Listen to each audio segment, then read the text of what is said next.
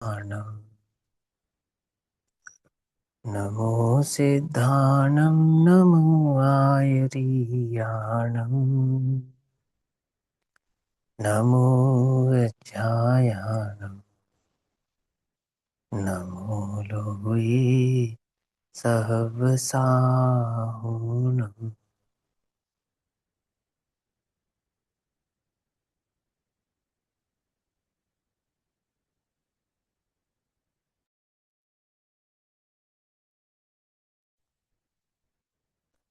मंगल मंगलम भगवान वीरो मंगलम गौतमो गणी मंगलम कुंद कुंदाट्यो जैन धर्मोस्तु मंगलम। सर्वमंगल्यमांगल्यम सर्वकल्याणिकारकम प्रदानां सर्वधर्माणां जैनं जयतु शासनम्। सर्वव्यापीकचिद्रूप स्वरूपाय परात्मने प्रसिद्धाय ज्ञानानंदात्मने नमः।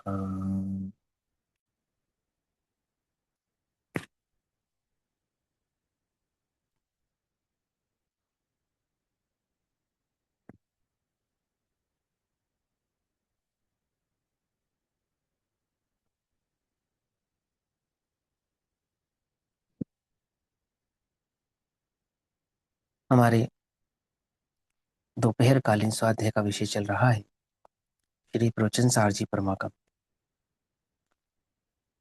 आचार्य कुंद कुंद देव द्वारा कृत इस प्रवचन सारजी परमागम का स्वाध्याय हम सभी आचार्य अमृतचंद्र देव द्वारा रचित तत्व प्रदीपिका तथा आचार्य जयसेन देव द्वारा रचित तात्पर्य वृत्ति टीका के आधार से कर रहे हैं।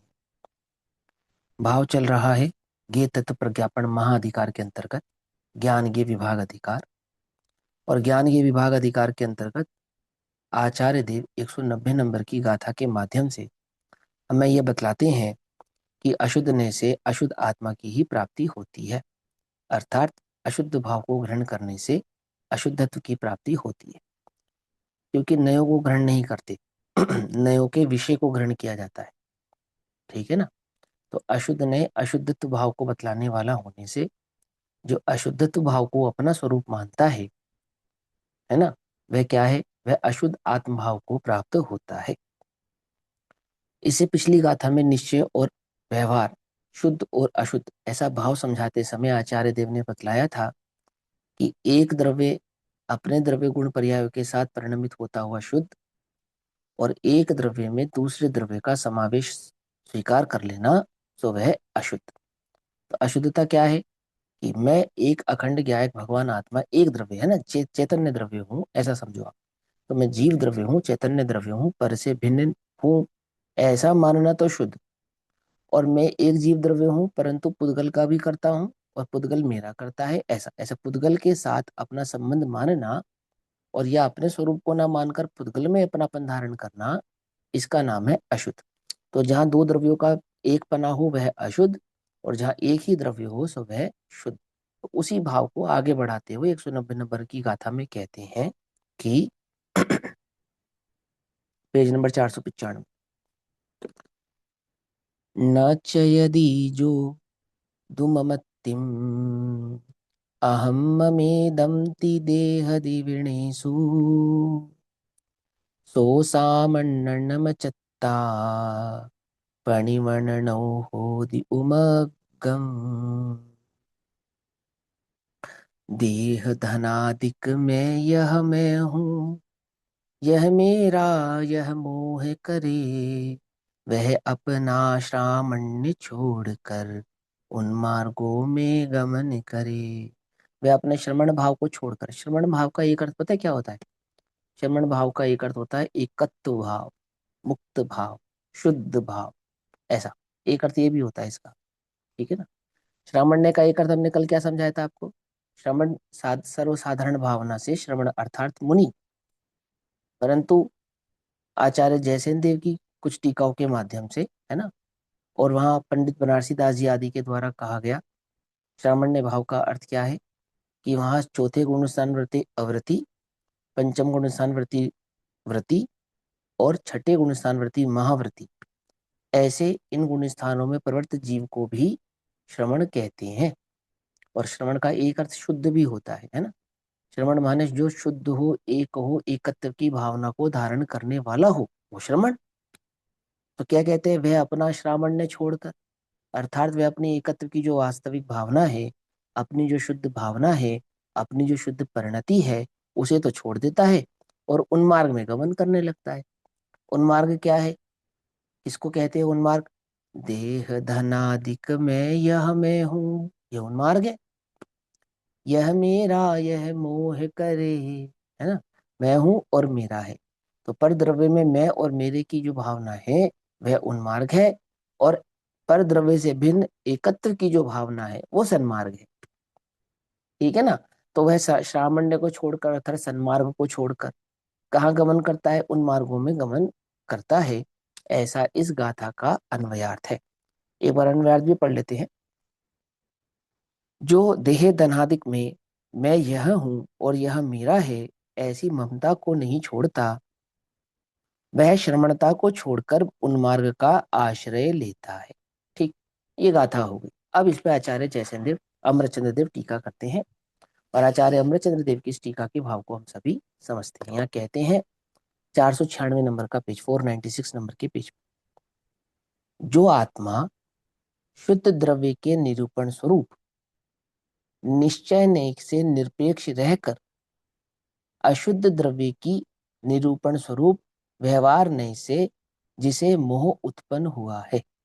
पकड़ में ही बात, क्या कहा उन्होंने, कि जिसको ऐसा मोह उत्पन्न हो गया, कैसा मोह उत्पन्न हो गया, कि व्यवहार नय की अपेक्षा से जो कथन किए जाते हैं, उन अपेक्षाओं को उसने सत्य मान लिया। तो क्या अपेक्षाओं से क्या कथन किए जाते हैं, कि जीव द्रव्य पुद्गल कर्म आदि के द्वारा बांधा जाता है, और द्रव्य पुद्गल कर्म आदि के उदय अनुसार उसको साता असाता भाव आदि की प्राप्ति होती है, और जीव उनका भोक्ता होता है। तो तुम्हें धन आदि की प्राप्ति होती नहीं होती है, होती है, यहाँ होती है। किसके उदय से होती है, पुण्य के उदय से होती है। तो पुण्य के उदय से प्राप्त जो धन आदि है वो किसके हैं, कि मेरे पुण्य के उदय से प्राप्त है तो मेरे ही है। पकड़ में ही बात, क्या कहा, जो वस्तु मेरे पुण्य के उदय से प्राप्त होगी वो किसकी कहलाएगी, वो मेरी कहलाएगी ना, पर की थोड़ी कहलाएगी।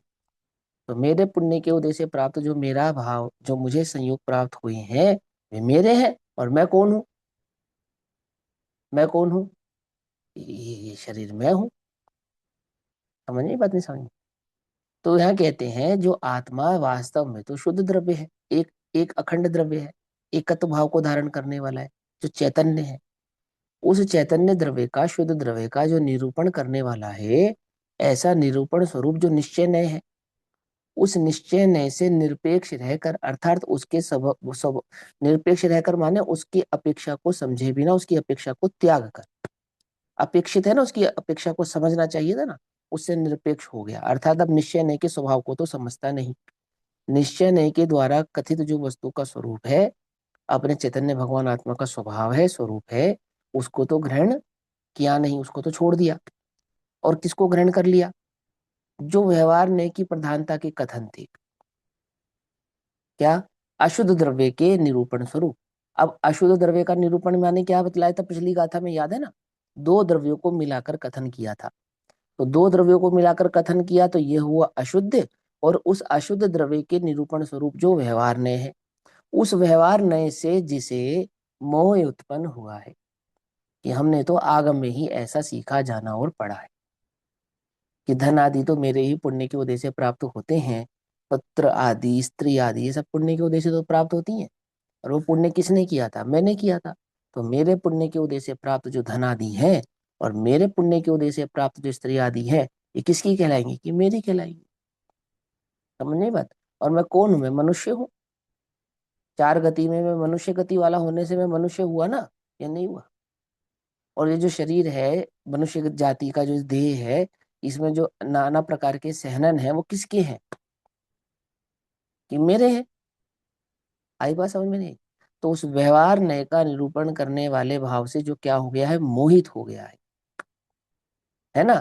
तो कहते हैं मोह उत्पन्न हुआ है, ऐसा वर्तता हुआ, ऐसे अपने उपयोग को परिणमित कराता हुआ, वर्तता हुआ, इस प्रकार इस जीवन में इस श्रद्धा के साथ अपना जीवन यापन करता हुआ, है ना, वर्तता हुआ। तो क्या है, यह मैं यह हूं और यह मेरा है, अर्थात ये शरीर मैं हूं और शरीर आदि के जो संयोग है सो ये सब मेरे हैं। इस प्रकार आत्मीयता से, आत्मीयता से माने अपनेपन से, आत्मीयता से माने अपनेपन से, भैया वो बड़े आत्मीय है, उनका व्यवहार बड़ा आत्मीय है, आत्मीय माने है अपनापन, ऐसा। तो इस प्रकार अपनेपन से जो देह धनादिक परद्रव्य में ममत्व को नहीं छोड़ता, सुनो ध्यान से, किस में ममत्व को नहीं छोड़ता, देह धनादिक से ममत्व को नहीं छोड़ता। कि नहीं भैया हमने छोड़ा है ना ममत्व, किससे छोड़ा है, कि हमने केवल ज्ञान से ममत्व छोड़ दिया, हमने सम्यक दर्शन से ममत्व छोड़ दिया। क्यों? सम्यक दर्शन ने, सम्यक दर्शन के लिए आत्मा के लिए कोना कोना खाली किया हुआ है अपना, उस सम्यक दर्शन के लिए भी जगह नहीं है, हमने छोड़ा है ना भाई। यहाँ क्या कहते हैं, आत्मिता से देह धनादिक जो परद्रव्य है, पहले ये समझ परद्रव्य किसको कहते हैं, घबराना नहीं उसको, केवल ज्ञान से भी भिन्न हूं मैं, है ना, सम्यक दर्शन से भी भिन्न ही हूं मैं, घबराना नहीं। लेकिन पहले ये समझ में आना चाहिए कि वह भिन्नता और इस भिन्नता में अंतर है, समझिए मत, एक सद्भूत है एक असद्भूत है, एक उपचरित है एक अनुपचरित है, समझे। जो एक देश शुद्ध निश्चय का भी विषय है, एक देश शुद्ध निश्चय का विषय शरीर नहीं है, अशुद्ध निश्चय का विषय शरीर धन आदि नहीं है। यह तो हमेशा से ही कैसे हैं, असद्भुत व्यवहार नहीं के ही विषय हैं, असद्भुत, और कौन से, उपचरित, अनुपचरित भी नहीं, उपचरित। तो देखो यहाँ कहते हैं इस प्रकार आत्मीयता से जो देह है यानी कि शरीर है, और शरीर के जो संयोग है अर्थात वो जो धनादिक है, ऐसे परद्रव्य में ममत्व नहीं छोड़ता। वह आत्मा वास्तव में, जो परद्रव्य में ममत्व को नहीं छोड़ता, वह आत्मा वास्तव में कैसा है, कि वह आत्मा वास्तव में, वास्तव में माने निश्चय से शुद्ध आत्म परिणति स्वरूप, अर्थात शुद्धात्म भाव रूप जिसकी परिणति हुई है, ऐसे श्रामण्य नामक मार्ग को दूर से ही छोड़कर। और ये श्रामण्य नामक मार्ग किसका नाम कहा अभी, कि वो चौथा गुण स्थान, पांचवा छठा आदि जो गुण स्थान है ये सब श्रामण्य मार्ग कहलाते हैं, ठीक है ना। वो श्रामण्य मार्ग को छोड़कर, दूर से ही छोड़कर, अत्यंत दूर से ही छोड़कर, अशुद्ध आत्म परिणति रूप उन मार्ग का ही आश्रय लेता है, अर्थात मिथ्यात्व का ही आश्रय लेता है, ऐसा। इससे निश्चित होता है कि अशुद्ध नय से अशुद्धतात्मा की ही प्राप्ति होती है। क्या निश्चय हुआ इससे, अर्थात जिसने दो द्रव्यों की भिन्नता को स्वीकार नहीं किया, ये शरीर में हूं इस प्रकार की भावना में जिसने अपने उपयोग को लगाए रखा, उसे क्या प्राप्त नहीं होता, उसे आत्मा की प्राप्ति होती नहीं है, शुद्धात्मा की प्राप्ति होती नहीं है। सुनो ध्यान से, शुद्धात्मा किसको कहा, कि मैं शुद्ध हूं, मैं बुद्ध हूं, ऐसा ऐसा शुद्ध आत्मा नहीं, समझना, उल्टा नहीं पकड़ना। देह से भिन्न है ना वो शुद्ध आत्मा है, धनादि से भिन्न है ना वो शुद्ध आत्मा है, ऐसा समझ में मत। आत्मा तो स्वभाव से शुद्ध ही है, अशुद्धता क्या है, मलिनता क्या है, कि मैं देह से भिन्न हूं यह नहीं जानना, यही आत्मा का अशुद्ध भाव है, पकड़ में बात। जो अशुद्ध जाने आत्मा को, कैसे जानते हैं, जानना अर्थात उपयोगात्मक क्रिया, ठीक है ना। और इस उपयोग को ही क्या कहा था आचार्य देव ने, कि इस उपयोग को ही तीन प्रकार का बतलाया था, शुभोपयोग, अशुभोपयोग और शुद्धोपयोग, ये तीन प्रकार का बतलाया था ना। तो आत्मा को शुद्ध कैसे जाना जाता है, कि उपयोग को पर से हटाकर स्वभाव में लाकर, उस स्वभाव में यह श्रद्धा कर कर कि यह मैं हूं और यह मैं नहीं हूं, यही मेरा स्वरूप है और वह मेरा स्वरूप नहीं है, ऐसा देह धनादिक से भिन्न एक चैतन्य भगवान आत्मा मैं हूं ऐसा स्वीकार करना, इसका तो नाम हुआ शुद्ध आत्मा को स्वीकार करना, है ना। और और देह आदि में नहीं हूं, अर्थात देह आदि में हूं ऐसी जो मान्यता है, वह हो गया अशुद्ध आत्मा की स्वीकृति। अभी देखो, आत्मा की शुद्धता और आत्मा की अशुद्धता उसकी शुद्ध पर्यायों के आधार से नहीं, कि केवल ज्ञान आदि सम्यक दर्शन आदि की पर्याय हो या कारण शुद्ध आदि पर्याय हो तो आत्मा शुद्ध, और मोह राग द्वेष आदि की पर्याय हो तो आत्मा अशुद्ध, ऐसा नहीं। तो क्या, कि देह आदि में नहीं हूं, ज्ञान आदि के लक्षण वाला आत्मा मैं हूं, यह हुआ शुद्ध।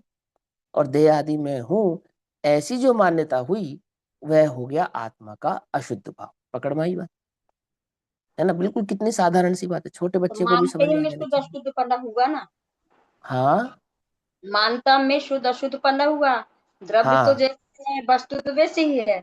वैसी रही, अपनी हाँ। मानता में। मान्यता में कि मैं शरीर से भिन्न हूं, ऐसी अंतरंग में भावना जो जागृत हुई, समझ में आया, उसका नाम हुआ शुद्ध आत्म प्रणित। ठीक है ना। अब आगे इसी भाव को 190 नंबर की इसी गाथा को आचार्य जयसेन देव तात्पर्य वृत्ति टीका में समझाते हैं। जब आचार्य जयसेन देव तात्पर्य वृत्ति टीका में 190 नंबर की गाथा का स्वभाव समझाते हैं, तो यह हो जाती है 203। 203 नंबर की इस टीका में आचार्य जयसेन देव आचार्य अमृतचंद्र देव की टीका का क्या तात्पर्य है, अथवा आचार्य कुंद देव की 190 नंबर की गाथा का क्या तात्पर्य है, वह भाव यहाँ समझाते हैं। और वे कहते हैं कि अब अशुद्ध ने से अशुद्ध आत्मा का ही लाभ होता है, ऐसा उपदेश देते हैं। अशुद्ध आत्मा का लाभ होता है, माने लाभ माने प्राप्ति।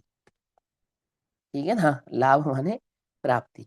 तो कहते हैं अब अशुद्ध ने से अशुद्ध आत्मा का ही लाभ होता है, अर्थात अशुद्ध आत्मा की ही प्राप्ति होती है। तो लोक में दो आत्मा है, एक शुद्ध आत्मा एक अशुद्ध आत्मा, और मैं कौन हूँ कि शुद्ध आत्मा और अशुद्ध आत्मा को प्राप्त करने वाला, है ना। ऐसा नहीं, समझे नहीं समझे, मैं भिन्न हो गया और आत्मा भिन्न हो गई। ये तो समझाने की पद्धति है कि जिसने आत्मा को पर से भिन्न जाना, उसने अपने शुद्ध भाव को प्राप्त किया, और जिसने अपने को पर से भिन्न नहीं जाना, उसने अपने अशुद्ध भाव को प्राप्त किया। ऐसा क्योंकि शुद्ध और अशुद्ध दोनों भाव से परिणमित होता हुआ वह आत्मा का अपना निजी स्वभाव है। कौन कौन सा? एक स्वभाव स्वभाव, एक विभाव स्वभाव। मैं देह हूं, ऐसी स्वीकृति करने वाला भी आत्मा स्वयं ही है, किसी अन्य के कारण हुआ हो ऐसा नहीं। और मैं देह नहीं आत्मा हूं, ऐसा अंतरंग में स्वीकार करेगा सो वह भी आत्मा स्वयं ही है, किसी अन्य परद्रव्य के उदय आदि के कारण नहीं। पकड़ में आई बात? नहीं पकड़ में? अभी तुम शरीर से भिन्न आत्मा हो, इसकी स्वीकृति कौन करेगा? तुम ही करोगे ना। आई बात समझ में? और तुम उसकी स्वीकृति करते ही नहीं। शरीर तो मैं हूँ, राग आदि में नहीं हूँ, ऐसे विकल्पों में उलझे रहते हो। नहीं समझे कि नहीं नहीं भाई हम तो शरीर को भी अपना नहीं मानते। अरे अंतरंग में मिठास शरीर की है, और शरीर की ममत्व भाव से उत्पन्न होने वाले जो राग द्वेष आदि परिणाम है, राग द्वेष आदि परिणाम कब उत्पन्न होते हैं? जब उपयोग पर में होता है तब उत्पन्न होते हैं। जब श्रद्धा में यह भाव धारणा होती है कि शरीर में हूँ अथवा परद्रव्य आदि मेरे हैं, ऐसा। या उपयोग की अस्थिरता के कारण जब उपयोग देह आदि में और परद्रव्य आदि में होता है, तब तब राग द्वेष उत्पन्न होते हैं। दो ही मार्ग है राग द्वेष उत्पन्न होने के, तीसरा कोई मार्ग नहीं। वे राग द्वेष उत्पन्न हुए तो किसकी गलती से उत्पन्न हुए? बोलो। राग द्वेष उत्पन्न हुए तो किसकी गलती से उत्पन्न हुए? तो मेरे मेरी ही ही गलती से अपराध हो। उत्पन्न हुए। ये तो कॉमन सेंस की बात है।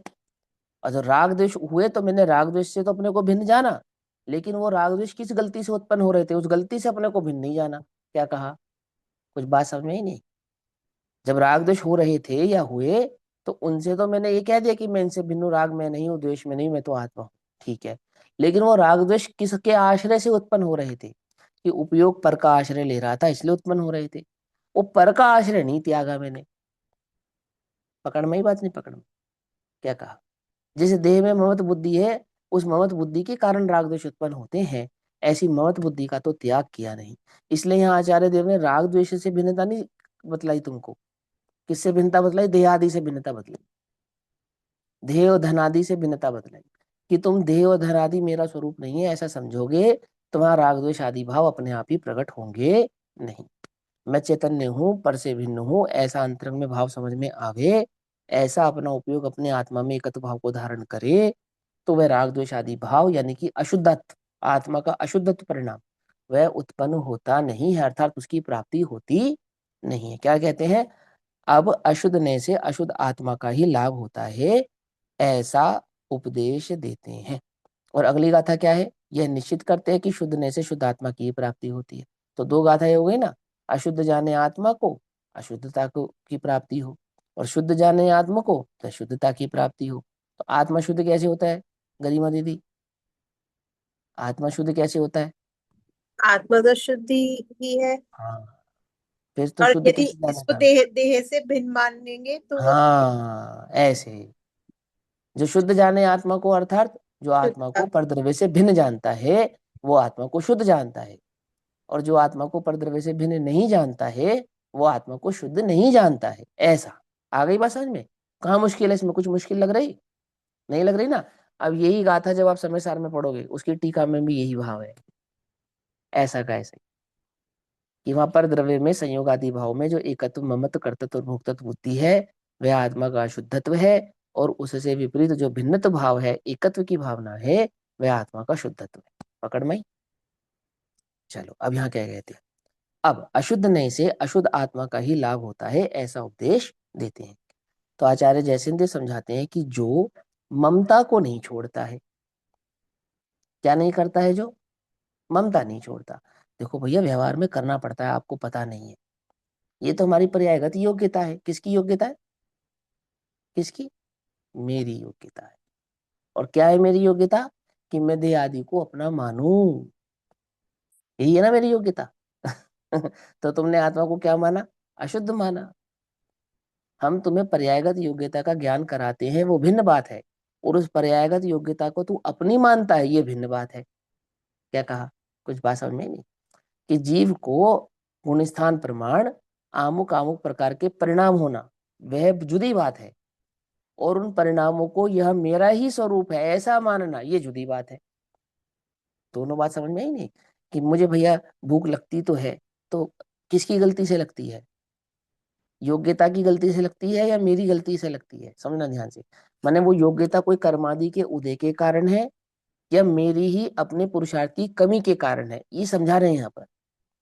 जो भी योग्यता हुई, कि मुझे देह संबंधी जो भी विकल्प उत्पन्न हुए, लोक संबंधी जो भी विकल्प उत्पन्न हुए, राग द्वेष संबंधी जो भी विकल्प उत्पन्न हुए, वो क्या कर्मादि के उदय के कारण हुए हैं? क्या वे कर्मादि के आधार से हो रहे हैं? क्या पर द्रव्य मुझ में वह विकल्प आदि भाव उत्पन्न करा रहा है? तो कहते हैं ऐसा नहीं, मैंने मेरे स्वरूप का निर्णय नहीं किया है एक बात, और निर्णय कर लिया है तो उपयोग मैंने स्वभाव में स्थिर नहीं किया है दो बात।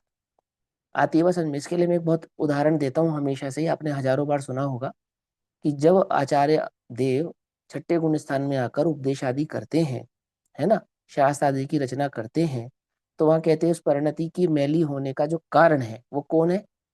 कर्म का उदय। मैं तो शुद्ध हूँ और ये तो पुद्गल का परिणमन है, ये जो परिणति मैली हुई है ये तो पुद्गल की हुई है, मेरी थोड़ी हुई है। मैं तो त्रिकाली शुद्ध हूँ, है ना, ऐसे कहते हैं ना? ऐसा नहीं कहते। वो तो ये कहते हैं कि मेरा उपयोग मेरे स्वभाव में स्थिर नहीं रहा, इसलिए मेरी परिणति मैली हुई है। और क्या मैलीपना हुआ है? क्या मैलापना हुआ है? कि यह मेरा अपराध है ना, मैं अपने स्वभाव में स्थिर नहीं रहा। तो ये जो शुभोपयोग रूपी परिणाम उत्पन्न हुआ है इसका कारण कौन हुआ? कि कोई कर्म का उदय नहीं हुआ अपितु मैं ही हुआ। और हमें जो राग द्वेष होते हैं उसका कारण कौन है? कि हमें थोड़ी होते हैं, हम तो त्रिकाली शुद्ध हैं, वो तो पुद्गल को होते हैं। समझे? हमारा भेद ज्ञान ऐसा है। आप इस भेद ज्ञान की धारा को, दोनों धारा को मिलाकर देखो। छठे गुण स्थान सातवें गुण स्थान का अनुभव करने वाले, छठे सातवें गुण स्थान में वर्तने वाले उन मुनिराज का भेद ज्ञान कैसा है? कि परिणति की अशुद्धता मेरा दोष है, और हम बादशाही गुण स्थान में विराजमान, पहले गुण स्थान में विराजमान वस्तु का स्वरूप नहीं समझने वाले, मोह राग द्वेष किसका कारण होता है? कि वह तो पुद्गल में होता है, मैं तो त्रिकाली शुद्ध हूँ। पकड़ में ही बात नहीं? पकड़ में ये गड़बड़ है। क्या गड़बड़ है? कि ये बात आपको समझ में आनी चाहिए। आत्मा को अशुद्ध कैसे जाना? शरीर में हूं, धनादिक मेरे हैं, ऐसी जो मेरी मान्यता है, ऐसी मेरे उपयोग की जो अस्थिरता है वह तो अशुद्धता है। और पर द्रव्य से भिन्न मैं चैतन्य हूँ, पर से मेरा कोई संबंध नहीं है, ऐसे भिन्नत्व भाव की जो श्रद्धा है तथा उपयोग की स्वभाव में जो स्थिरता है, इसका नाम आत्मा को शुद्ध जानना है। ठीक है ना? ये याद हो जाने वाली बात है, अच्छे से अंदर में छप जानी चाहिए वेद ज्ञान की इस धारा में। यहाँ कहते हैं जो ममता को नहीं छोड़ता है, ममत्व नहीं छोड़ता है, तो ममत्व किससे नहीं छोड़ता है? पर से नहीं छोड़ता है, सीधी सी बात है ना। तो कहते हैं ममकार यानी कि मैंपना, अहंकार यानी कि मेरा, ममकार यानी कि मेरापना, अहंकार यानी कि मैंपना। तो ममकार अहंकार आदि समस्त विभाव रहित मेरा और मेरे की भावना से, मैं और मेरा, तो मैं और मेरा की भावना से, समस्त इस प्रकार की समस्त भावना से अर्थात समस्त विभावों से रहित जो सकल विमल केवल ज्ञान आदि अनंत गुण स्वरूप, फिर पढ़ता हूं, जो सकल विमल केवल ज्ञान आदि अनंत गुण स्वरूप। तो यहाँ पे केवल ज्ञान आदि को भिन्न करेंगे आत्मा से या साथ रखेंगे उसके? समझेंगे है ना क्या कहेंगे? अभी तो मुझे भी नहीं पता क्या कहेंगे, मैं तो पढ़ ही रहा हूँ आपके साथ।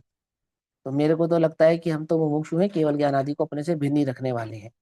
आचार्य देव ने तो शुद्ध आत्मा की परिणति को कैसा समझाया है?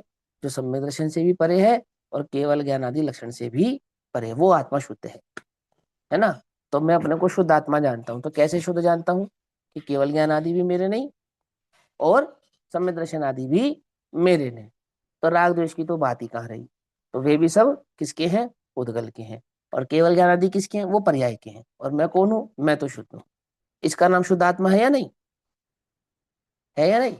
अब आचार्य जयसेन समझाते, सुनो भाई। वो कहते हैं मैं और मेरा, ऐसा जो ममकार और अहंकार का विभाव है, इस अहंकार से विपरीत, यानी कि इस अहंकार को छोड़ दो, विभाव रहित, तब क्या मिल बचता है? तब तो शुद्ध भाव बचेगा ना। तो वो शुद्ध भाव कैसा है? कि सकल यानी कि समस्त, विमल अर्थात राग द्वेष मोह रहित, और केवल ज्ञान आदि अनंत गुण स्वरूप निज आत्म पदार्थ की निश्चल अनुभूति लक्षण निश्चय से जो रहित है। कैसे आत्मा की अनुभूति से रहित है? क्या बतलाया आत्मा का लक्षण? सकल विमल केवल ज्ञान आदि अनंत गुण स्वरूप। तो अब इन सब का अनुभव होगा या नहीं होगा? इन सब की दृष्टि होगी या नहीं होगी? ये समझने में थोड़ा सा मुश्किल पड़ता है, मुझे मालूम है। अनंत गुणों की केवल ज्ञान आदि की सकल विमल स्वरूप की दृष्टि होती है या नहीं होती है? आत्मा की अनुभूति में। अनुभूति का लक्षण उन्होंने क्या बताया? उन्होंने बताया आत्म पदार्थ की निश्चल अनुभूति। और आत्मा का लक्षण क्या बनाया? अनंत गुण स्वरूप, केवल ज्ञान आदि अनंत गुण स्वरूप। और कैसा बनाया? सकल विमल रहित। तो जब आत्म लक्षण यानी कि आत्मा का जो अनुभव होता है, वो कैसा होता है? कि आत्मा के अनुभूति में अनंत गुणादि भाव होते हैं क्या? अनंत गुणादि की स्वीकृति या उनका विकल्प होता है क्या? तो समझो ध्यान से, अनुभूति में आत्मा अखंड रहता है ना, अनंत गुणों का विकल्प नहीं होता। लेकिन अनंत गुणात्मक आत्मा की स्वीकृति हुए बिना आत्मा की अनुभूति नहीं होती। ऐसे आई समझ में बात? नहीं समझ में?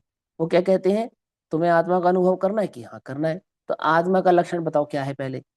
बोले ज्ञान लक्षण है। बोले ज्ञान लक्षण नहीं, केवल ज्ञान आदि अनंत गुण ये, और सकल विमल रहित अर्थात समस्त प्रकार के अशुद्ध भावों से रहित और समस्त प्रकार के शुद्ध भावों सहित।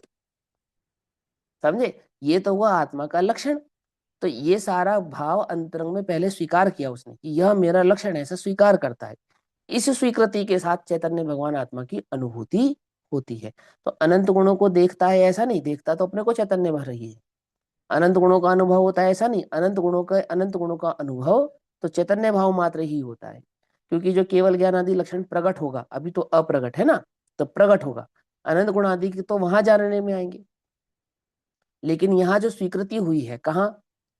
ज्ञान के स्तर पर, बुद्धि के स्तर पर, विकल्प के स्तर पर, उसकी अपेक्षा से, तो उसके लक्षण को स्वीकारता है और चैतन्य भगवान आत्मा का अनुभव करता है।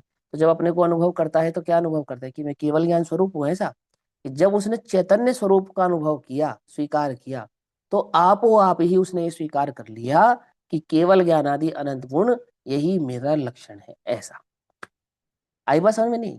जिसने ज्ञान का स्वीकार किया तो उसने सर्वज्ञत्व का भी स्वीकार किया। ऐसा जिसने ज्ञान शक्ति स्वीकार की ना, तो उसने सर्वज्ञत्व भी स्वीकार की। जिसने दर्शन स्वीकार की तो उसने सर्वदर्शी भी स्वीकार की। पकड़ में ही बात? नहीं पकड़ में? कि नहीं पकड़ में?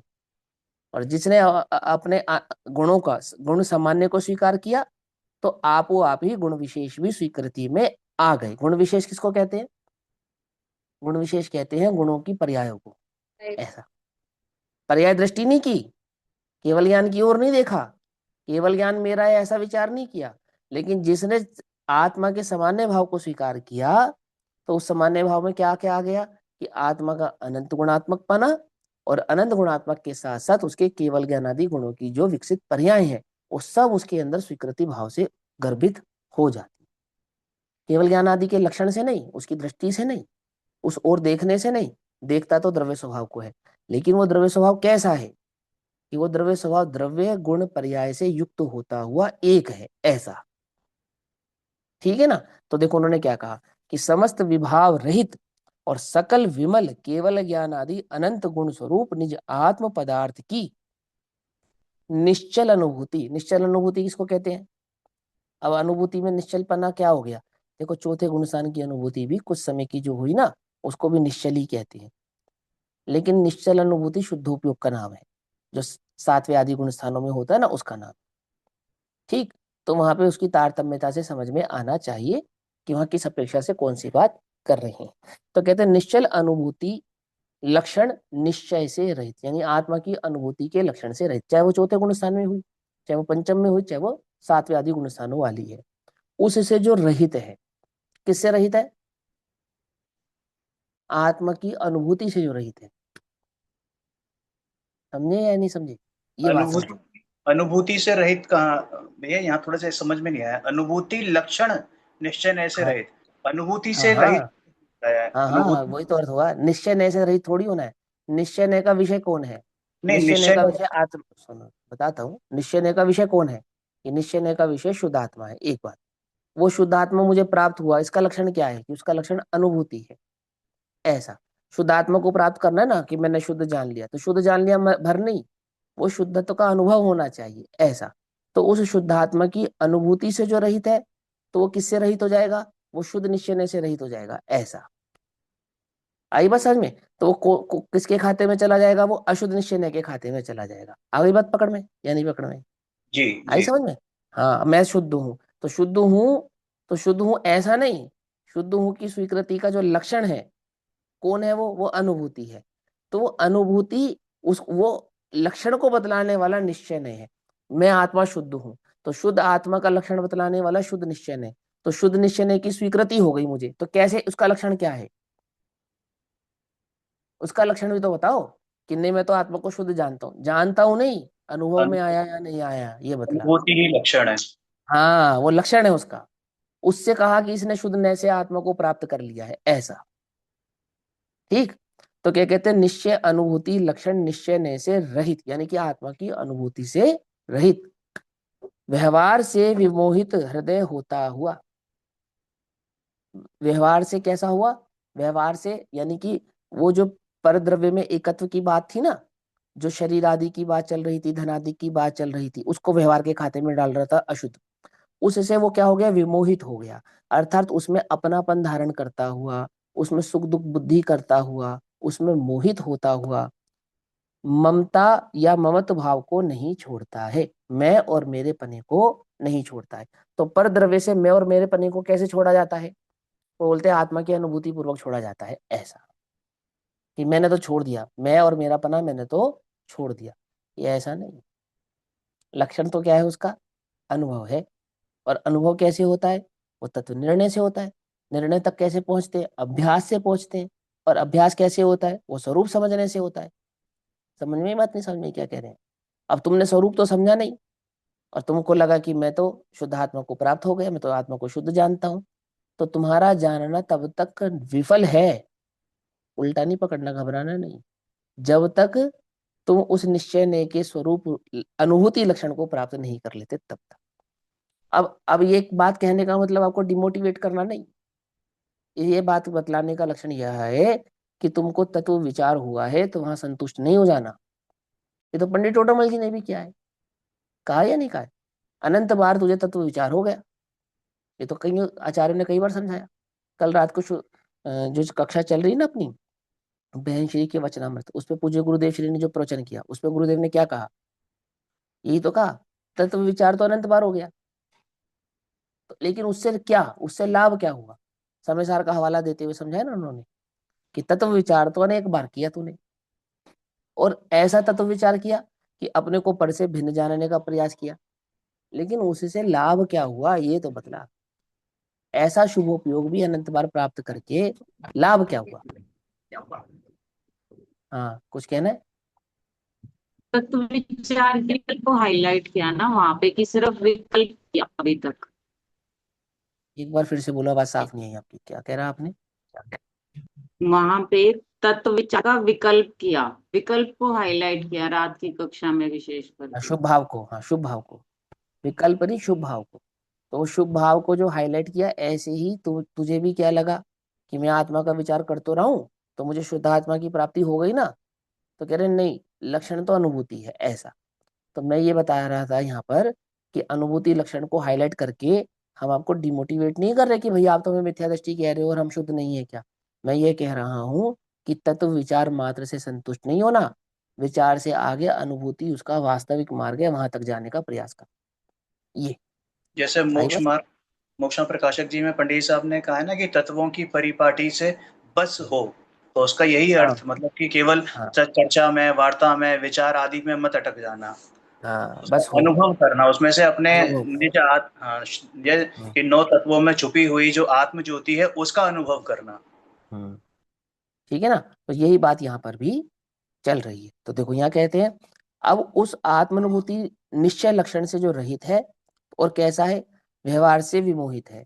तो व्यवहार से विमोहित हृदय होता हुआ मैंपना और मेरापना को नहीं छोड़ता है, ममत्व या ममत भाव को, ममता भाव को नहीं छोड़ता है।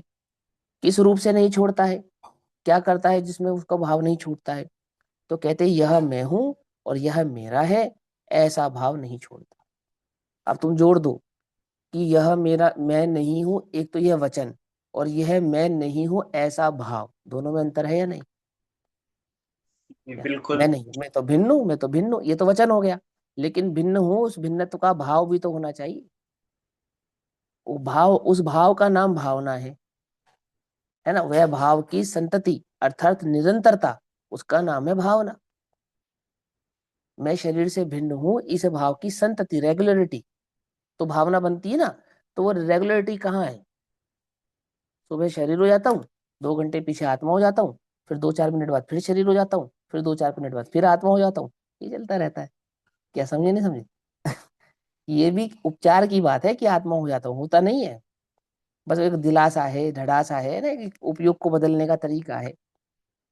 देखो एक बात समझना ध्यान से, वस्तु स्वरूप नहीं समझा जिसने, देखो इस ये तो सिर्फ तुलनात्मक अध्ययन है, इसकी गहराई तो की परतें तो बहुत और गहरी हैं। जिसने वस्तु स्वरूप नहीं समझा, कोई कषाय का प्रसंग बना, उसने तो ये विचार किया कि चलो राम जी की जैसी मर्जी थी हो गया, अपना इसमें क्या है, हम सब तो राम के हाथ की कठपुतली है। और हमने ये विचार कर लिया उसी समय कि ये सब पुद्गल का परिणाम है, मेरा इसमें क्या है, मैं तो आत्मा हूँ। अभी समझना विचार के स्तर पर, समझना ध्यान से। तो उसके विचार और मेरे विचार में क्या अंतर है कि एक अपेक्षा से, एक अपेक्षा है ना, एक अपेक्षा से तो इतना अंतर है कि वहां वह परद्रव्य को उसका कर्ता मानता है, और यहाँ हम जैन दर्शन के अनुसार जैसा जिलेंद्र भगवान ने बताया है, एक द्रव्य को दूसरे का कर्ता नहीं मानते। एक बात है, दोनों बातें समझ में गई। लेकिन वो राम का विकल्प करके संतुष्ट हो गया और हम यह विकल्प करके संतुष्ट हो गए। समझना ध्यान से, वो तो राम का विकल्प करके संतुष्ट हो गया कि राम जी की मर्जी थी इसलिए ऐसा हो गया और संतुष्ट हो गया। और हम ऐसा संतुष्ट हो गए कि चलो जो कर्म का उदय था, कर्म के उदय अनुसार जैसा परिणमन होना था हो गया, या थोड़ा और गहराई में उतर गए हम कि पुद्गल का परिणमन पुद्गल में हो गया, मैं तो चैतन्य ही रहा, ऐसा ऐसा भाव करके और फिर हम संतुष्ट हो गए। यहाँ हमारी दी एंड हो गया, यहाँ पे हमारा, वहां उसका राम जी पे दी एंड हुआ और यहाँ हमारा इस विकल्प के साथ दी एंड हो गया। अब उसमें और हम में क्या अंतर है? अब थोड़ा शुभोपयोग की अपेक्षा से देखो तो अंतर है, वस्तु स्वरूप की अपेक्षा से देखो तो कोई अंतर नहीं है। क्यों अंतर नहीं है भैया? क्योंकि तू विकल्प में संतुष्ट हुआ है,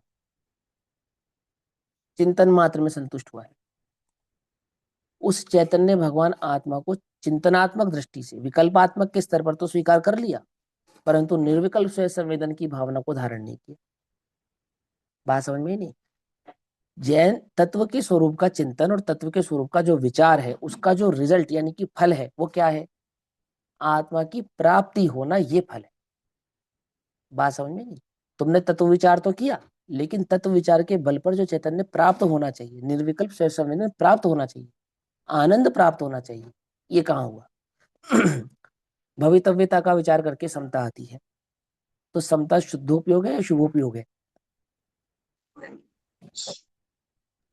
समता का वास्तव वो वास्तव रहेगा। में तो शुद्धोपयोग भी है, और अगर बाहर में विचार करें तो शुभोपयोग आएगा। अपने में लीन जो रहना समता हो गई। जो समता भवितव्यता का विचार कर कर आ रही है, वो शुभोपयोग है या शुद्धोपयोग है? वो तो शुभोपयोग हो गई ना। हाँ, सीधी सी बात है ना।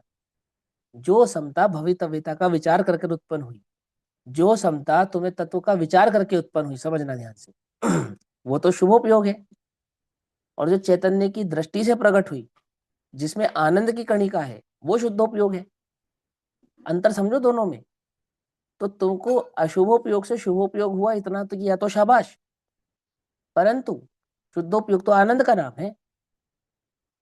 क्या कहा? कुछ बात समझ में नहीं? वो आनंद की कणिका से प्रकट होने वाला परिणाम है, उसमें भवितव्यता का विचार नहीं है, उसमें परद्रव्य का विचार नहीं है, परद्रव्य का विकल्प नहीं है। वो तो कैसा है? वो निर्विकल्प स्व संवेदन भाव रूप है। तो स्व संवेदन भाव से जो उत्पन्न हुआ वो मार्ग है। पकड़ना, मार्ग किसको कहा यहाँ टीका में? वो चौथे गुण स्थान से शुरू हुआ है, उसका नाम मार्ग है। क्या कह रहे हैं? नहीं कह रहे? जो जो अभी उस भाव को प्रकट नहीं किया है, उसका नाम मार्ग नहीं है।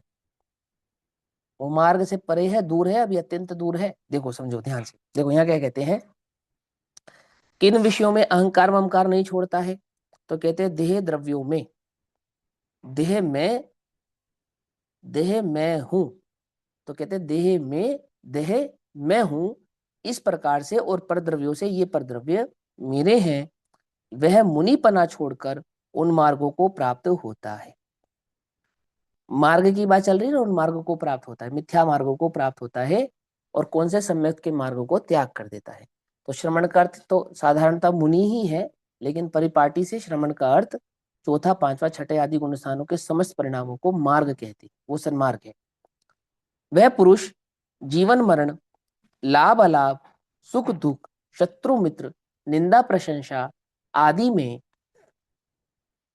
परम माध्यस्थ लक्षण, परम माध्यस्थ लक्षण रूप। तो परम मध्यस्थ लक्षण किसका कहा था? मध्यस्थ परिणाम किसको कहा था?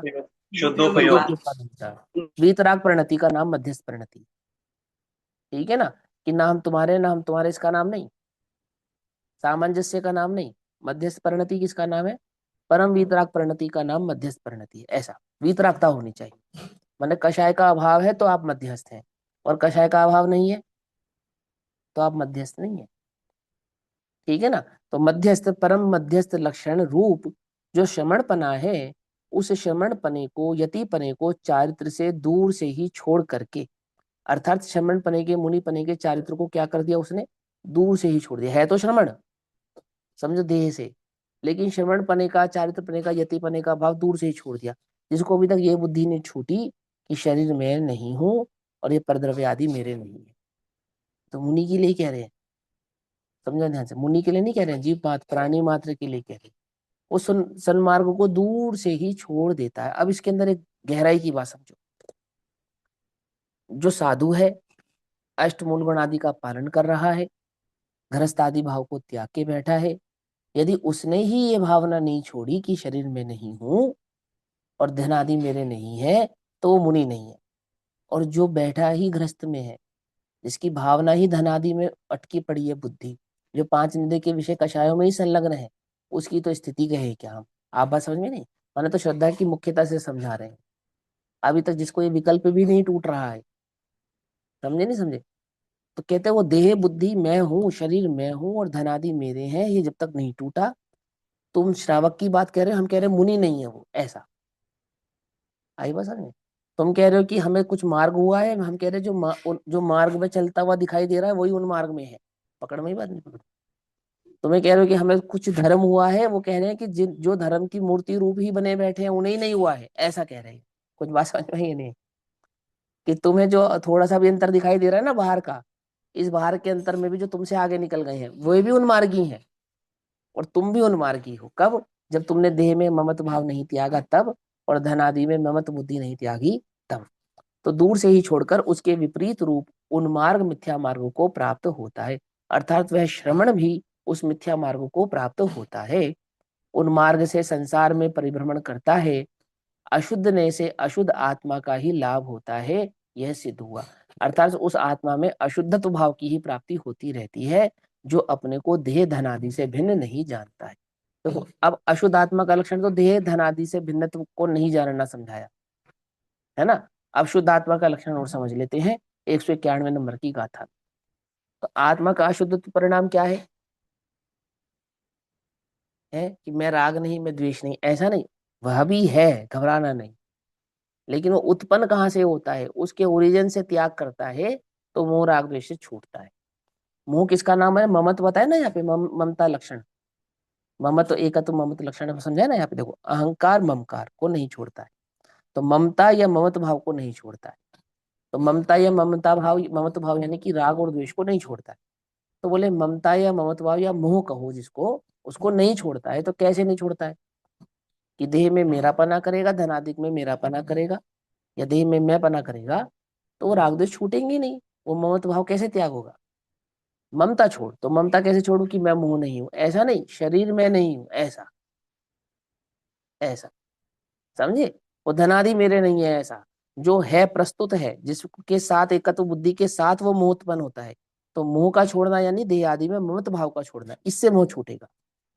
तो पर द्रव्य में मैं पना त्यागे, उसका मोह छूटा है। और जिसने पर द्रव्य में मैं और मेरा पना नहीं त्यागा, उसका मोह भी छूटा नहीं है, ऐसा। ठीक, ऐसा। अब कहते हैं शुद्ध से शुद्ध आत्मा की प्राप्ति होती है। 191 नंबर की गाथा में यह भाव समझाते हैं। तो गाथा पाठ पढ़ते हैं। नाहम होमि परेसिं, नामे परसन्ति नाणमहमेकौ, इदि जो जायदि झाणे, सो अपाणम हवदी झादा। मैं पर को नहीं, पर मेरा नहीं, किसकी भावना चल रही है ये, शुद्ध आत्मा की प्राप्ति की भावना चल रही है। आत्मा को शुद्ध जानना है, और शुद्ध आत्मा को कैसे जाना जाता है, जिससे शुद्धात्म की प्राप्ति होती है कि मैं शुद्ध हूँ, मैं बुद्ध हूँ, मैं एक हूँ, मैं ज्ञायक हूँ, ऐसा ऐसा नहीं। ये लक्षण भी है, घबराना नहीं, इसका निषेध नहीं कर रहा हूं मैं, लेकिन इस लक्षण का महत्व क्या है इस गाथा में वो समझा रहे। इसका अर्थ क्या है, इसका मतलब क्या है, इसका मीनिंग क्या है। मैं शुद्ध हूं माने क्या, मैं बुद्ध हूं माने क्या, मैं एक हूं माने क्या, समझ में ही बात नहीं समझने। मैं चैतन्य हूं, इसका अर्थ क्या है। तो ये कहते हैं मैं पर का नहीं, पर मेरा नहीं, मैं बस एक ज्ञानमय हूं। तो वो ज्ञान चैतन्य तो यह मैं हूं, ऐसा। क्या नहीं हूं, ये देह मैं नहीं हूं, ये धनादि मेरे नहीं है, ये संसार आदि प्रभाव मेरे नहीं है। ऐसा ध्यान करे जो ध्याता है, ऐसा ऐसा ध्यान करे जो ध्याता। क्या ध्यान करे, शरीर आदि से, धन आदि से ममत्व भाव को त्याग कर ये ज्ञान मैं हूं, ऐसे मैं बने से उसका ध्यान करे, यानी वहां अपने उपयोग को स्थिर करे। ऐसा ध्यान करे जो ध्याता, ध्यान काल में वह शुद्धात्मा, अर्थात उसको ध्यान करता हुआ वह शुद्धात्मा है। शुद्धात्मा की प्राप्ति माने शुद्धात्मा की अनुभूति, समझे। और शुद्धात्मा की अनुभूति कैसे है कि वो शुद्धात्मा का ध्यान करे। तो कैसे करे कि शरीर आदि पर द्रव्य, धन आदि पर द्रव्य यह मेरे नहीं है, ये पुद्गल आदि मेरे नहीं है, इनसे भिन्न मैं तो एक ज्ञान। तो जब तुम अपने को पर से भिन्न जानते हो, तो पर से भिन्न जानना अर्थात शुद्ध जानना, पकड़ में ही बात, पकड़ में ही। शुद्धता क्या है आत्मा की, आत्मा नादि से शुद्ध कैसे हुआ, क्योंकि ये कभी पर रूप नहीं हुआ, इसलिए हमेशा से शुद्ध रहा। और अशुद्धता क्या है कि है तो शुद्ध, यानी कि पर से भिन्न, और मानता है अभिन्न, ये अशुद्धता है। आई समझ में बात, है ना। तो वो अशुद्ध परिणाम जो राग द्वेष के परिणाम है, वो उत्पन्न कब हुए, जब दो द्रव्यों की भिन्नता को नहीं जाना तब हुए। ज्ञान गे विभाग अधिकार, ज्ञान गे उसे भिन्न है, ऐसा विभाग जिसने किया। ये कौन से गेय से भिन्न है, ज्ञान रूपी गेय से नहीं, अन्य परद्रव्य रूपी गेय से ये चैतन्य ज्ञान भगवान आत्मा भिन्न है। ऐसे भिन्नता को भीतर में जो स्वीकार करता है, कौन सी भिन्नता को, शरीर आदि की भिन्नता को अंतरंग में स्वीकार करता है। समझ में आ रही बात, नहीं समझ में है? वो चैतन्य लक्षण माने क्या, कि देह मेरा लक्षण नहीं, ये मनुष्य गति आदि ये मेरा लक्षण नहीं। क्या है मेरा लक्षण? मेरा लक्षण इनसे भिन्न ज्ञान है, बस यही उसकी प्रभुता है, यही उसकी विभूता है। समझे? इससे अलग कुछ नहीं, और कोई दूसरी काल्पनिक बात नहीं करना। या आत्मा का लक्षण ऐसा है, वो महाभारत में श्री कृष्ण ने दे दिए थे ना दर्शन अपने विराट रूप के, ऐसा नहीं। ऐसा विराट रूप वाला आत्मा है, ऐसा नहीं। भिन्न है यही शुद्ध है, ऐसा इतना सरल है। भिन्न है यही शुद्ध है ना? ऐसा मैं पर का नहीं हूं, पर मेरे नहीं है, मैं एक ज्ञान हूं, इस प्रकार जो ध्यान करता है। ऐसा तो मुझे नहीं लगता कि जैसे पाठशाला पढ़ाते हो छोटे बच्चे को, है ऐसी गाथाएं लिखी आचार्य देव ने, है पाठशाला जैसी ही है। ये तो तुम्हारा पांडित्य ज्यादा है ना, तुमने कर दिया इसको इतना गड़बड़ गड़बड़। मैं पर का नहीं हूं, अर्थात मैं शरीर नहीं हूं, पर मेरे नहीं है ना? शरीर आदि धन आदि यह मेरे नहीं है। मैं कौन हूं? मैं एक ज्ञान हूं, ऐसा। अच्छा, ये क्या हुआ? इस प्रकार जो ध्यान करता है, ध्यान करता है माने इस प्रकार अपने उपयोग को जो स्थिर करता है, इस प्रकार जो अंतरंग में स्वीकार करता है, उसका नाम है ध्यान करता है। क्या होता है? वह आत्मा ध्यान काल में ध्याता होता है। तो वह किसका ध्यान काल में ध्याता होता है? आत्मा का ध्याता होता है। कौन सी आत्मा का ध्याता होता है? शुद्धात्मा का ध्याता होता है। अर्थात ध्यान काल में वह शुद्ध आत्मा का ध्याता होता है। ध्याता होता है अर्थात उसका अनुभव करने वाला होता है, उसको स्वीकार करने वाला होता है, उसको प्राप्त करने वाला होता है। हेडिंग क्या है? शुद्ध आत्मा की प्राप्ति कैसे होती है? तो आत्मा को शुद्ध जानने से होती है। और शुद्धता का लक्षण क्या बनाया? कि शरीर में नहीं और धनादि मेरे नहीं, और मैं तो एक ज्ञान हूं। ऐसे ज्ञान में जिसने स्वीकार किया, बस हो गया काम उसका। ठीक है ना? ऐसा मैं शुद्ध हूं, मैं शुद्ध हूं, शुद्ध हूं नहीं, मैं ज्ञान हूं, ऐसा ममत जिसने धारण किया, उसमें अहमपना धारण किया, क्या हो गया वो? क्या हो गया वो? शुद्ध हो, उसने शुद्ध आत्मा का अनुभव कर लिया, ऐसा। क्योंकि आत्मा शुद्ध हो नहीं, शुद्ध तो है ही। अशुद्धता तो यही थी कि तू उसको देह आदि के साथ संयोग भाव वाला मान रहा था, उससे भिन्न में आत्मा हूं, ऐसा। ये शुद्धता को स्वीकार करना है। ठीक? किसी आमुक पर्याय से शुद्ध होगा ऐसा नहीं। कैसा? भिन्न सा का स्वीकृति ही शुद्धता की स्वीकृति है। ये गाथा ये समझा रही है आपको। आ रही है बात समझ में? नहीं आ रही? भिन्नता की स्वीकृति शुद्धता की स्वीकृति। और लक्षण क्या है? एक ज्ञान लक्षण है।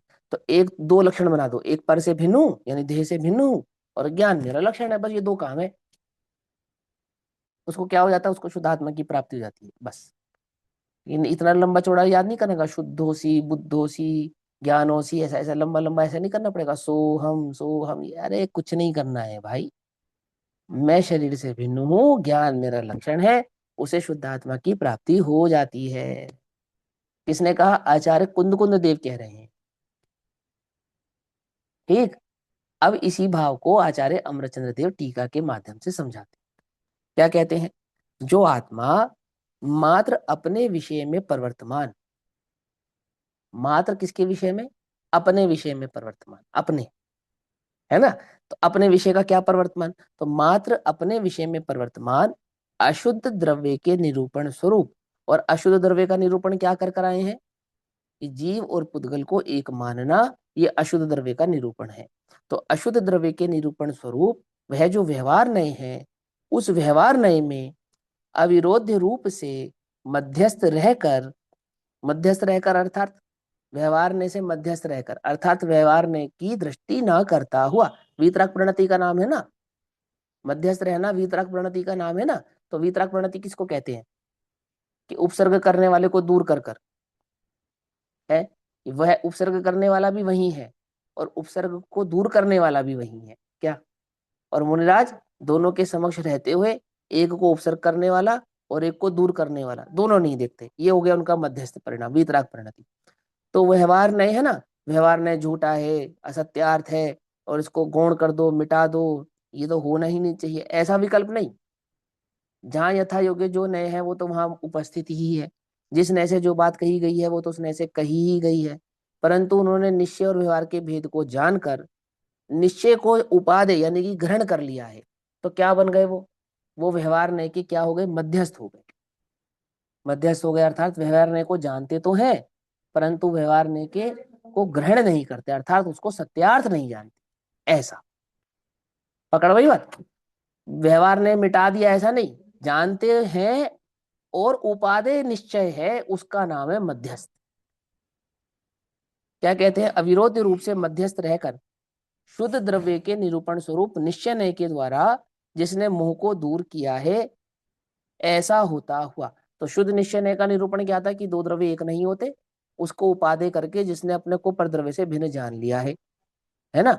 ऐसे परद्रव्य से भिन्न जानकर शुद्ध द्रव्य के निरूपण स्वरूप निश्चय नय के द्वारा जिसने मोह को दूर किया है, मोह को दूर किया है अर्थात है इस मान्यता को दूर कर दिया कि मैं शरीर हूं और धनादि मेरे हैं, ऐसा दूर कर दिया जिसने, मैं तो ज्ञान हूं और परद्रव्य से भिन्न हूं, ऐसा जिसने स्वीकार कर लिया है। मैं पर का नहीं हूं पर मेरे नहीं है, इस प्रकार स्वपर के परस्पर स्वयं स्वामी संबंध को छोड़कर शुद्ध ज्ञान ही एक मैं हूं, इस प्रकार अनात्मा को छोड़कर आत्मा को ही आत्म रूप से ग्रहण करके, ठीक है ना। स्व का लक्षण क्या है, पर का लक्षण क्या है कि ज्ञान अधिकार और ये अधिकार में हमने स्व पर का लक्षण समझा दिया आपको। अब स्व पर का भेद विज्ञान यानी कि भेद विज्ञान चल रहा है ना, स्व को भिन्न और पर को भिन्न करने का। तो जिसने ये बात सारा समझ लिया स्व किसको कहना और पर किसको कहना, अब उसने अपने को समस्त प्रभावों से भिन्न मैं ज्ञान हूं ऐसा स्वीकार कर लिया है। और वो ज्ञान कैसा है, शुद्ध कैसा हुआ, वो पर से भिन्न है ना, इस अपेक्षा से ही शुद्ध है। ऐसा ऐसा शुद्ध भाव से जिसने अपने चैतन्य को स्वीकार कर लिया है। तो शुद्ध ज्ञान ही एक मैं हूं, पर से भिन्न यह हो गया शुद्ध, और ज्ञान मेरा लक्षण, तो क्या बन गया, शुद्ध ज्ञान। आएगा ये बात समझ में, नहीं समझ में, पर से भिन्न ये तो हो गया शुद्ध, और ज्ञान मेरा लक्षण, तो क्या बन गया, शुद्ध ज्ञान ही मैं हूं, अर्थात पर से भिन्न ज्ञान लक्षण मेरा है, इसका अर्थ क्या हुआ, शुद्ध ज्ञान ही मैं हूं, ऐसा। ठीक है ना, या नहीं समझ में ये बात, समझ में बात है। इस प्रकार अनात्मा को छोड़कर, अर्थात जो आत्मा नहीं है, ऐसे समस्त प्रभावों को छोड़कर और आत्मा को ही आत्म रूप से ग्रहण करके, जो मैं हूं उस मैं को ही मैं भाव से ग्रहण करके स्वीकार करके, पर द्रव्य से भिन्नत्व के कारण आत्म रूप ही एक अग्र में चिंता को रोकता है। क्या करता है, एक अग्र में अर्थात एकाग्र होकर, एक अग्र में अर्थात एकाग्र होकर, एकाग्र चिंता निरोध से ध्यानम, अर्थात सारे अपने उपयोगों को समस्त प्रभावों से हटाता है और इसमें अपने उपयोग को लगाता है कि मैं पर से भिन्न हूं और ज्ञान मेरा लक्षण है, ऐसा शुद्धात्म मैं हूं न, ऐसा शुद्ध ज्ञान यह मैं हूं, ऐसा ऐसा जो रोकता है, अपने उपयोग को वहां पर लगाता है, वह एकाग्र चिंता निरोधक अर्थात एक विषय में विचार को रोकने वाला आत्मा उस एकाग्र चिंता निरोध के समय वास्तव में शुद्धात्मा होता है। ऐसा तो उस चिंतन के समय शुद्धात्मा होता है भैया, ये चिंतन के बाद अनुभूति में शुद्धात्मा होता है, कि वो होता तो अनुभूति स्वरूप ही शुद्धात्मा है, लेकिन परिपाटी ऐसी ही कहेंगे कि चिंतन में शुद्धात्मा होता है। देखो यहाँ जो एकाग्र चिंता है ना, तो एकाग्र चिंतन कहाँ से शुरू होता है, तो मूल रूप से तो करण लब्धि से शुरू होता है, मूल रूप से तो कहाँ से शुरू होता है, करण लब्धि से, मूलतः उपयोग की एकाग्रता। लेकिन ऐसे ऐसे ऐसे उसको तारतम्यता से देखें तो तारतम्यता से शुरू होता है वो देशना लब्धि से, समझे, देशना लब्धि होती है, प्रायोगिक लब्धि होती है, वह ऐसे ऐसे कंटिन्यूटी में चलता है। मैंने श्री जिनेन्द्र के द्वारा कहा गया वस्तु का स्वरूप उपयोग में आता है, उस स्वरूप में ज्ञान ये विभाग करता है, क्या मैं हूँ क्या मैं नहीं हूँ, ऐसा विभाग करता है। फिर विभाग करने के बाद आपा पर का श्रद्धान किया ना उसने, तो क्या मैं हूँ क्या मैं नहीं हूँ, तो क्या मैं हूँ उसमें अपने उपयोग को लगाता है, ऐसा प्रायोगिक लब्धि में। और वो लगाता लगाता कब तक लगाए रखता है, ये निरंतर निरंतर लगाए रखता है। तो वह निरंतरता कैसी है कि वह निरंतर जब वो करण लब्धि में प्रवेश करता है तब वह शुद्धोपी यानी आत्मानुभूति को प्राप्त करता है। अब एक तरीका और भी समझो, अनुभूति तो ध्यान का फल है, ऐसा भी है, अनुभूति ध्यान नहीं, जैसे जैसे शुद्धोपयोग का फल केवल ज्ञान है, ऐसे ध्यान का फल अनुभूति है। पकड़ में ही बात। अब हम अनुभूति को ध्यान स्वरूप भी कहते हैं, उसका भी निषेध नहीं है, है ना। वास्तविक ध्यान तो अनुभूति का ही नाम है। क्यों? क्योंकि ध्यान का फल अनुभूति है, इसलिए। और ऐसे तारतम्यता से देखें तो देशना लब्धि, करण लब्धि आदि की जो तारतम्यता है, उन सब का नाम भी ध्यान है। तो मूल तो आप यहाँ समझो कि करण लब्धि का जो पहला प्रवेश प्रकट किया वहां, और जब उसको ध्यान की पूर्णता हुई वहां, तो इस पूरे प्रोसेस का नाम क्या है? इस पूरे प्रोसेस ध्यान। का नाम ध्यान है। ध्यान। हाँ, पूरे प्रोसेस का नाम ध्यान है। ठीक, तो इसलिए छोटे उन्होंने दादा ने, कहा। भैया हाँ छोटे दादा ने जो ध्यान का स्वरूप लिखी ना छोटे दादा ने, तो उसमें हाँ हाँ। ध्यान जो प्रारंभिक ध्यान है उसमें बताया कि जो हम्म। ध्यान है वो विकल्पात्मक है, मतलब हाँ विचारात्मक दशा है, चिंतनात्मक दशा है। और जो अनुभूति होती है वो उस ध्यान का फल है, वो वहां उन्होंने मेंशन हाँ, भी किया इस बात वो को। निर्विकार, वो हाँ निर्विकल्प होती है। बिल्कुल। ध्यान विकल्पात्मक होता है, अनुभूति निर्विकल्पात्मक होती है सर। तो देखो क्या कहते हैं कि उस एकाग्र चिंता निरोध के समय वास्तव में शुद्धात्मा होता है, अर्थात अपने उपयोग को जब ऐसे चैतन्य स्वभाव में लगाता है और समस्त भावों से हटाता है, तो वह क्या हो जाता है? वही वास्तव में शुद्धात्मा का अनुभव होने से वही शुद्धात्मा है, ऐसा कह। इससे निश्चित होता है, क्या निश्चित होता है? कि शुद्ध न से ही शुद्धात्मा की प्राप्ति होती है, ऐसा इससे निश्चित होता है। समझ नहीं बात? तो उन्होंने पूरा मोक्ष मार्ग आपको एक गाथा में समझा दिया कि पर से भिन्न अपने को देह और धनादि से भिन्न जानो, और ज्ञान मेरा लक्षण है, आत्मा मैं हूं, ऐसे अपने पने को अपने में स्वीकार करो। तो तुमने जो अपने को परद्रव्य से भिन्न जाना, ये तो हो गया शुद्ध, और ज्ञान तुम्हारा लक्षण हुआ, तो क्या बन गया तुम्हारा? शुद्ध ज्ञान लक्षण आ गए। उस शुद्ध ज्ञान में जो मैं अपने के साथ स्थिर हो जाता है, उसे आत्मा की प्राप्ति हो जाती है।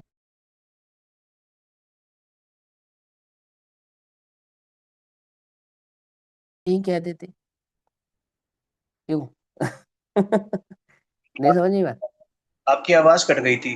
हाँ, दोबारा बता। तो कहते हैं ये इतनी छोटी सी बात थी कि अपने को शरीर से भिन्न जानो, और भिन्न जानकर अपना ज्ञान लक्षण मानकर अपनापन उसमें स्थापित कर लो, इसी का नाम ध्यान है, और इससे शुद्धात्मा की प्राप्ति होती है। तो ये बात तो आप गे प्रज्ञापन की प्रथम गाथा में ही कह देते।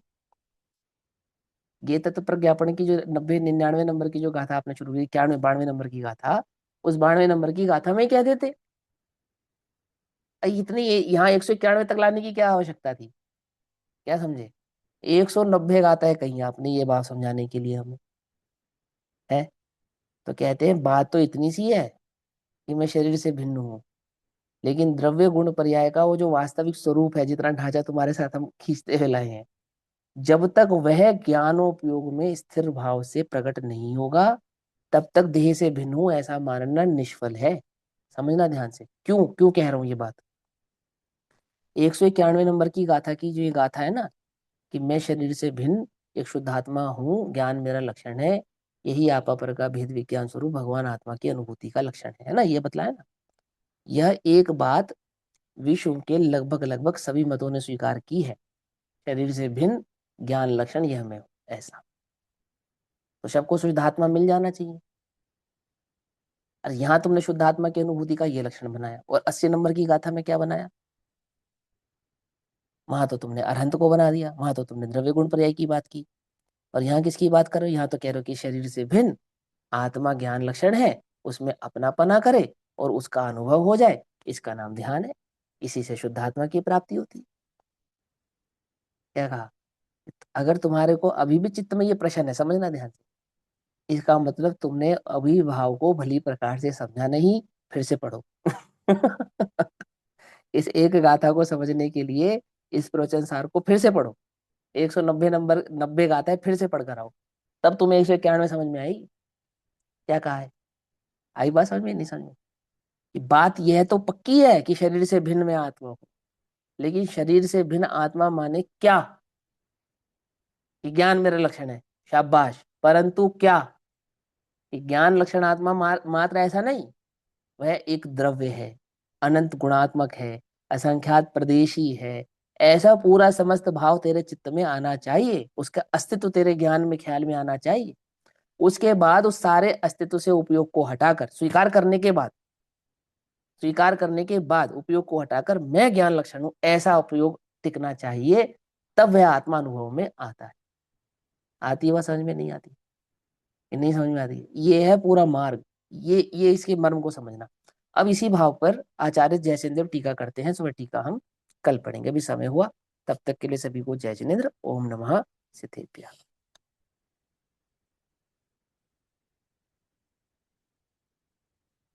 निज निधि निज में बताए, यह अनंत उपकार है, उसके लिए जनवाणी माँ को धनाशत पार।